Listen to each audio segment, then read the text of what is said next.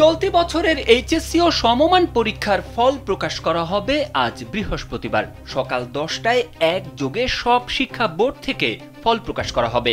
ঢাকা মাধ্যমিক ও উচ্চ মাধ্যমিক শিক্ষা বোর্ড জানিয়েছে, ঢাকা, রাজশাহী, কুমিল্লা, যশোর, চট্টগ্রাম, বরিশাল, সিলেট, দিনাজপুর, ময়মনসিংহ এবং মাদ্রাসা ও কারিগরি শিক্ষা বোর্ডের এইচএসসি ও সমমান পরীক্ষার ফল আজ সকাল 10টায় নিজ নিজ বোর্ড থেকে প্রকাশ করা হবে।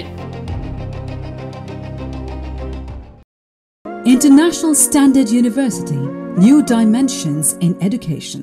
ফল যেভাবে জানা যাবে, শিক্ষার্থীরা প্রতিটি শিক্ষা বোর্ডের ওয়েবসাইটের রেজাল্ট কর্নারে গিয়ে বোর্ড, রোল নম্বর ও প্রতিষ্ঠানের EIIN নম্বর দিয়ে ফল ডাউনলোড করতে পারবেন।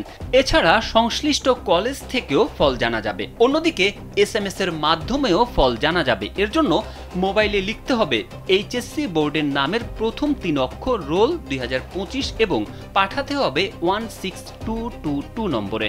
ফিরতি SMS এ ফল জানিয়ে দেওয়া হবে। চলতি বছর 11টি শিক্ষা বোর্ডের অধীনে 12,51,111 জন শিক্ষার্থী এইচএসসি ও সমমান পরীক্ষায় অংশ নিতে ফর্ম পূরণ করেন। তাদের মধ্যে 6,18,015 জন ছাত্র এবং 6,33,096 জন ছাত্রী।